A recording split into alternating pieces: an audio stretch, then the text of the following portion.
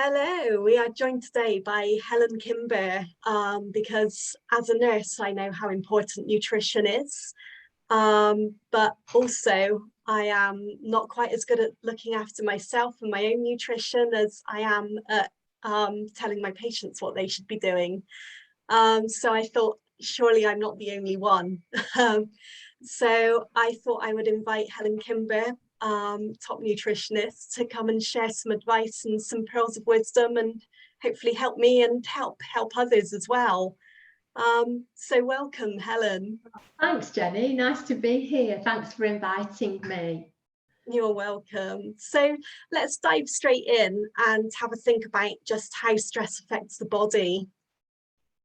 Okay, so I did send you some slides, and we'll be having a little look at those slides sort of presently. But basically, if we're stressed, if you think about it, when the body is stressed, every single nutrient, vitamins and minerals particularly, can be really depleted. The stress response is really draining on some of the key nutrients, particularly things like the micronutrients, your B vitamins, vitamin C, calcium, magnesium and zinc.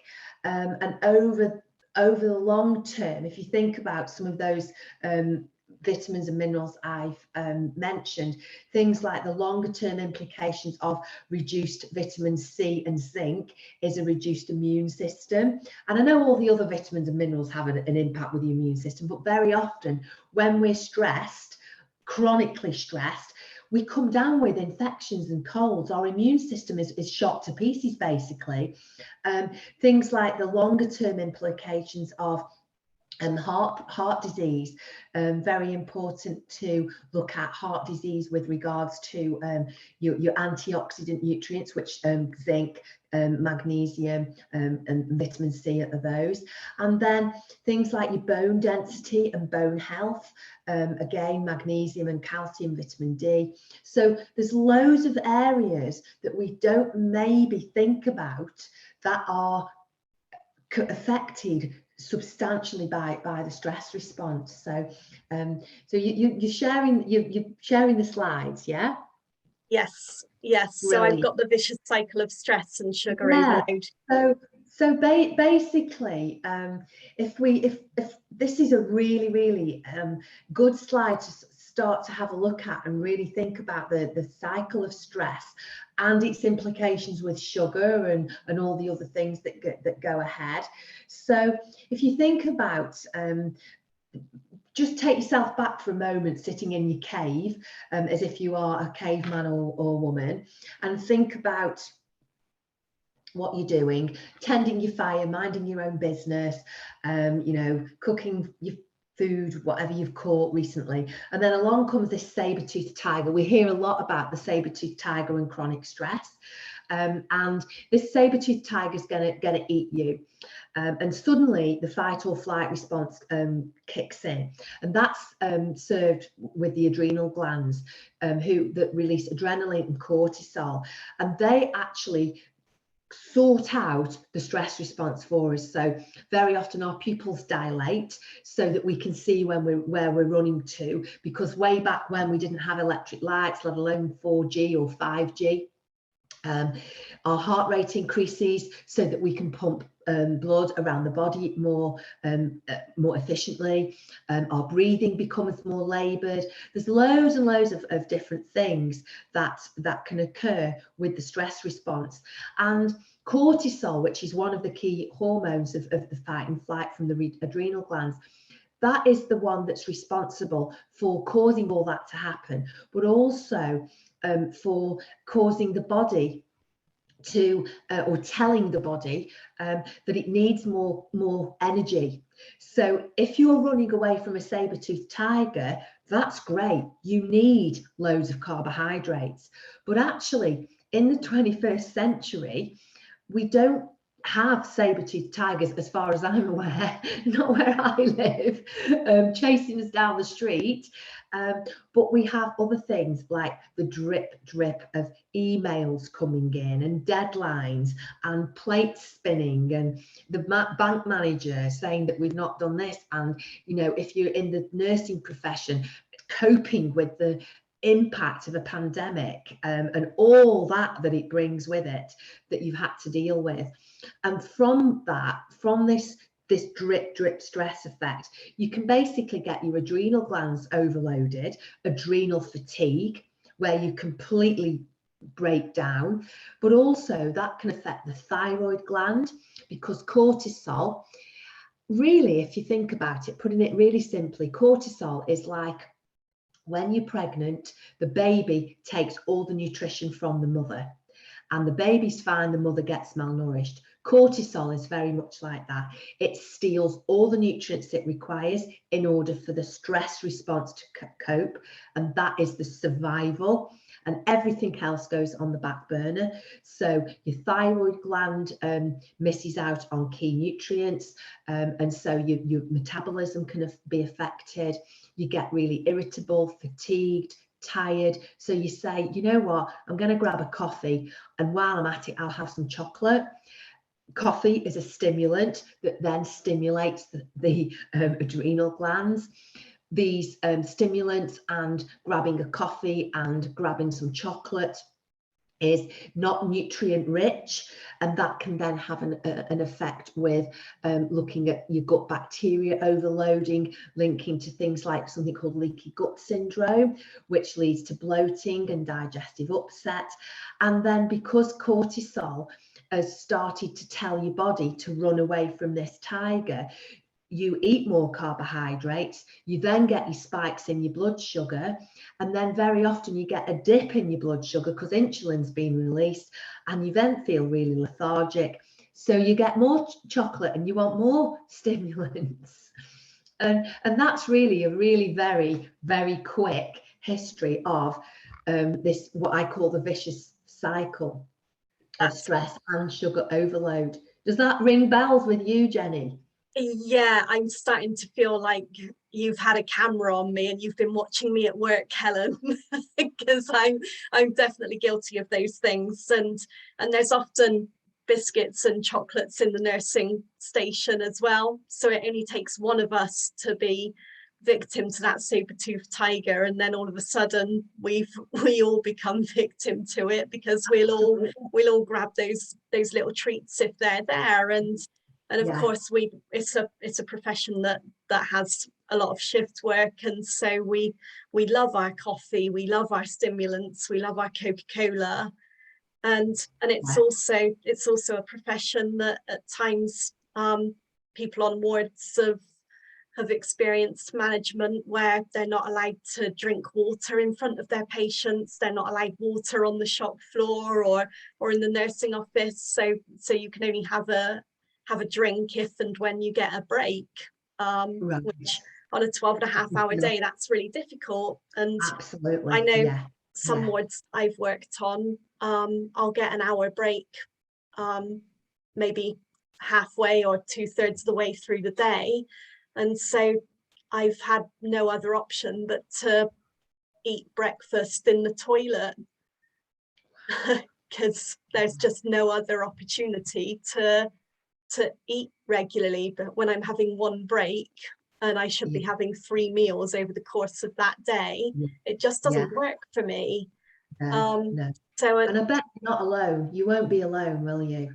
No, sadly not. So it's a coffee in the morning, and then a little breakfast bar in the toilet on some days, unless I'm on a ward where I can split my breaks up, or just take 5 minutes to go and eat a cereal bar quickly, but then it's very rushed, so it's still not healthy.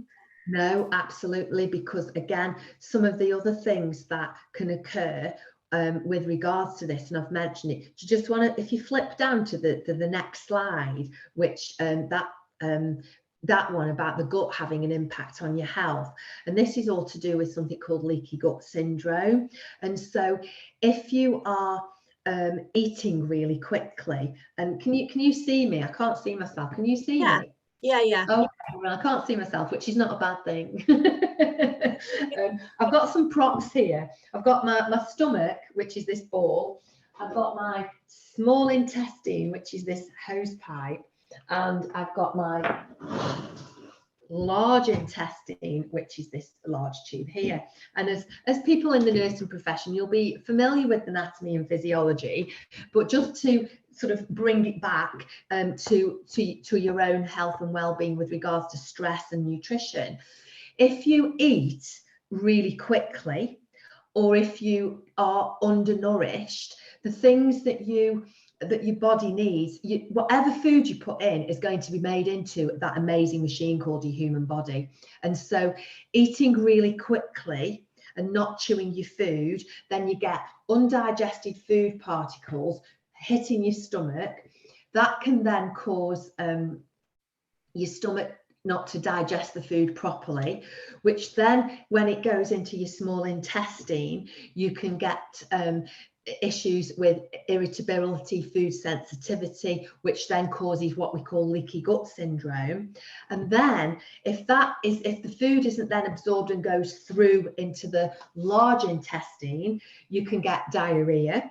Or if the food, some of the food is obviously digested, but then also if the food then sits in your large intestine and you get bad bacteria, i.e. you've got dysbiosis, you can then also get intermittent constipation and diarrhea. So I'm going to say irritable bowel syndrome like symptoms, which is linked with what we call leaky gut syndrome. And then lots of people go, oh, I get indigestion. So they take antacids. But the problem with that is, you take an antacid, you can buy them over the counter, you eat your food, you're still eating it really quickly. You take your antacid because you're getting indigestion or you're feeling bloated, and that then reduces the acidity in your stomach. But you need your digestive enzymes. They need a particular pH in order to work optimally. So if you're reducing the pH and making your stomach more alkaline, your digestive enzymes aren't going to work correctly, so you're still not going to be digesting your food.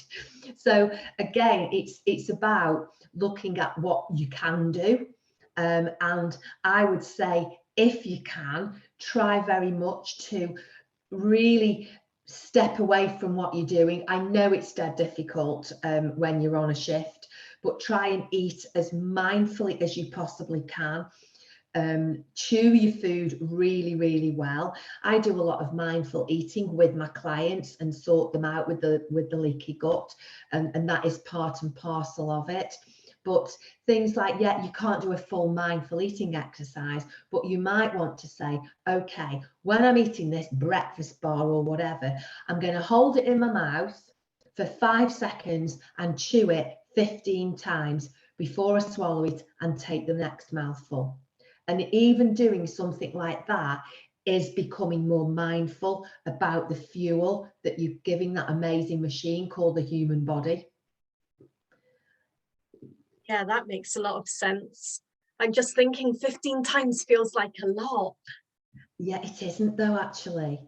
And you can, I work with a lot of clients that I deal with who are very stressed and I do an assessment with leaky gut, and I explain to them, I give them lots of exercises for mindful eating, but also support their digestion with digestive enzyme support and beneficial bacteria, because it doesn't matter, in my opinion, and other people will disagree, but I think until you get these bits sorted out, whatever you try to do with regards to self-care and mindfulness and breath work and meditation and yoga, and I can say this with authority, I've practiced yoga myself for 30 years, I've taught it for 15, so I know how to meditate and stand in a corner on my head chanting Om and doing all the various things that we do when we do yoga. But unless you are actually putting the correct fuel in that amazing machine called the human body, you're not going to make the neurotransmitters for your brain. You're not going to make the digestive enzymes to help you digest. You're not going to make the gut bacteria and support your microbiome. And there's a lot of evidence now to show that something like 80 to 90% of the serotonin, which is the happy neurotransmitter, I know it does many of other things, is produced in your gut. So if you've got dysbiosis and you've got leaky gut syndrome, and this bit's inflamed and that bit's inflamed, and you've got a stomach full of stuff that isn't giving you lots of nutrition and it's not being digested properly, it's going to be really, really difficult. So we have to sort of strip it right back and go back to basics, I suppose. Yeah, that makes a lot of sense. So what should I be taking my team into work when I want to give them a little treat and some snacks? Because they're not going to be happy if I turn up with carrots and cucumber. Is there any happy medium? Should I be taking them I would say, okay, I would say if you are going to have snacks, and there's lots of things about blood sugars and what have you. If you're running around on your feet all day, you do need some carbohydrate snacks, but try if you can to have loaded protein more than carbohydrate. Okay. Because protein helps to sustain your blood sugar a lot longer, and carbs, just chocolate, just hobnobs, there are other biscuits available, can spike your blood sugars. But I would say try if you can to have protein-based snacks. So things like, peanut butter bars and things like that. Nuts are really, really good. And I know you go, oh, here you go, here's some Brazil nuts. And it's not the same, is it, as a chocolate bar? But at the end of the day, you're doing somebody a hell of a lot more favors than taking loads of biscuits in. Yeah. Yeah, and some really great little recipes that you can make, like peanut butter balls, which are peanuts, oats, peanut butter and oats and honey, and you sort of throw it in a mixer, whiz it all together, and it looks like raw flapjack. And then you make little balls, put them in the fridge, and they harden, and then you can sort of take them, and they're a really tasty little snack. And what I've done is I've amended mine, and I melted some dark chocolate and coated them in dark chocolate. Oh, they were absolutely delicious, Jenny. Now you're talking. That sounds like a really good compromise. But again, you've got to compromise, haven't you? We can't all be in this, oh, you have breakfast and then you have your lunch and then you have your evening meal and try and keep a window, a fasting window, and we can't all do that, because our jobs dictate the hours in which or the minutes in which, in your case, in which you eat. But these little peanut butter balls are really great. Yeah, you're winning me over, because I think the last time we spoke, you said to me, just ditch the stimulants, like just ditch them. Yeah. And I went, what are you talking about? And actually, I started the day with a peppermint tea the other day. And I did have a couple of caffeinated teas over the day, but I went the whole 12 and a half hours with no coffee. And I started my day without a coffee. So I can say to you guys that I am a nurse and it can be done. And actually that peppermint tea was quite refreshing. Yeah, and I think I am a massive fan of coffee, proper coffee, fresh ground coffee, not the jarred stuff that you just, it's in my opinion, it's not really coffee. And so if you're having a coffee, sit down and really enjoy it. But make sure, if you can, to keep yourself really hydrated throughout the rest of the day. And again, you said something about being on the wards and you're not allowed drinks and that what have you. And that's another sort of human resources issue, isn't it, really? But if you can keep hydrated, drinking plain water is the best. But sometimes, and it's like when it's cold and it's a bit wintry, hot water, but lots of people don't like hot water, so herbal teas are great. Peppermint's great for the digestion.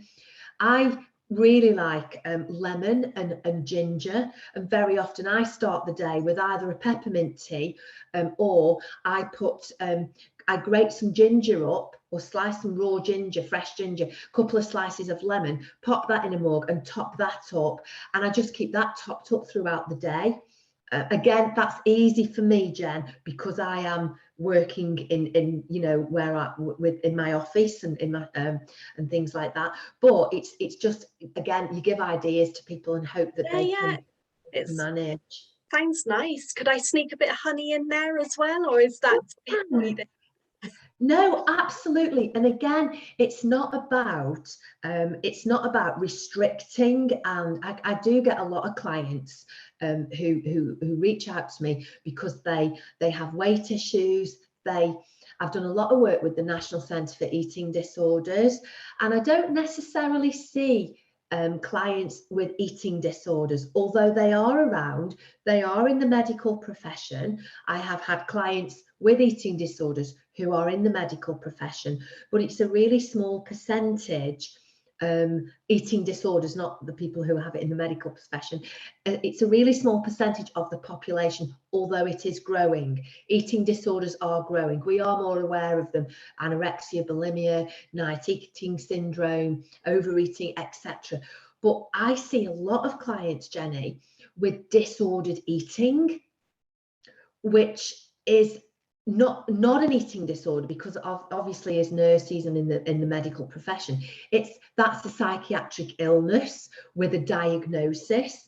But I see a lot of clients with huge issues around food who haven't been diagnosed but have massive disordered eating. Yeah, I really agree with that. Yeah, I see it a lot. And they're either on a diet or they're not. Yeah, just a poor relationship with food. Yeah, absolutely. And they're either on a diet or not. I used to be in the teaching profession, and very similar, or time-wise, you had a 15-minute break in the morning, and if you were lucky, half an hour at lunchtime, and that was it. And you had to time when you went to the loo, and you know, because you can't leave a class of students alone, and all little things like that. And I saw a lot of clients, a lot of my colleagues had massive issues with disordered eating.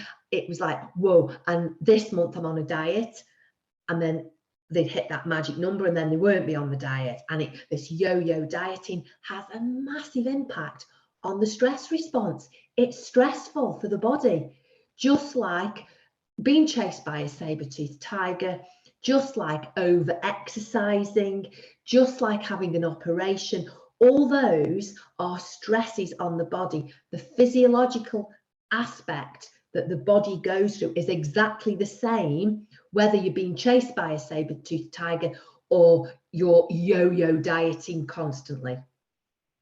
Yeah, that makes so much sense to me, and it just reinforces what I know in the back of my mind, that actually when I'm at my lowest ebb and when I'm in a low mood, I reach for the things that are bad for me right at the time when I could really do with the maximum hit of serotonin. So that's really going to motivate me to put the good stuff into my body when I'm feeling low. Thank you. And I think I see lots of people with, as I say, disordered eating, who will go, oh well, I've not had breakfast because I ate loads yesterday. Yeah. And then they'll have a stimulant, they'll have a coffee, and then they might have something really quick for lunch that's not that nutritious. And then by 3:30, 4 o'clock, they want to eat their arm because their blood sugar is so low. The saber-toothed tigers come and chasing them around. They grab the stimulants because they feel absolutely exhausted. And this vicious circle starts again. And there's loads and loads of things that you can do. One of the things is to eat regularly. Yeah. another thing is to make sure, and again, it's very difficult, and I do understand that it's all right for me to go, oh, and have 3 meals a day. Make sure, I always say, eat a rainbow. Get your food as brightly coloured as possible so that you know that you're taking in loads of vitamins and minerals, and then also take some really good beneficial bacteria, good probiotics, and take time to eat, and take digestive enzymes, and try not to multitask when you're eating if you can. Brilliant. Brilliant. Thank you so much, Helen. And just lastly, what do people need to do if they want some further advice from yourself?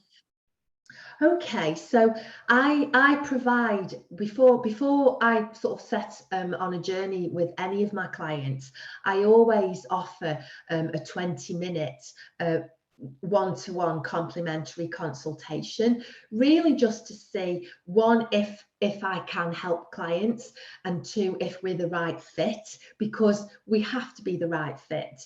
I have to be the right fit for them, and they have to be the right fit for me. And so I offer, and that can be accessed via my website. Go on to consultations, or I can send you the link, Jenny, and you can send it out to people. And so I then sort of can talk to people about their concerns and their issues, and then if they do decide to work with me, we sort of take it from there. Perfect. Thank you so much for your time this evening, Helen. It's been lovely to catch up with you, and hopefully we'll do some more of these soon. And we've only skimmed the surface. It's but hopefully there's been a little few snippets. And one more before I go. When you eat, this is an Ayurvedic sort of tip. Cup your hands and look at your cupped hands. And in Ayurvedic, which is the sister science of yoga, look, the size of your cupped hands should be the size of your meal, which enables you to stop having a really, I know it's not a lot, is it? I've been very generous with my portions, I think. Big hands, yeah. And basically what that is so that it's back to the stomach and the digestion and the leaky gut syndrome. If you think of your stomach as a washing machine, if you stuff your washing machine full of dirty washing, it doesn't churn and turn. The clothes don't get clean, do they? So if you think your stomach's stuffed full, it's like flipping heck. Your stomach can't churn and turn the food. So the digestive process is inhibited. So if you've got smaller amounts of food that are really well chewed, then you're going to support your digestion. I've written a couple of blogs. I can send you the links, Jenny, if you want to, and again, you can send them out to people. That would be brilliant. I can see how the mindful eating feeds into healthy digestion as well. So yeah, that it all makes too much sense to ignore. I'm gonna have to make some changes, I think, and I hope that others do, because we have to learn to look after ourselves and look after each other in this profession. Absolutely. So yeah. Thank you so much for your time this evening, Helen. Oh, well, thanks for inviting me. I hope it's been helpful. Sorry.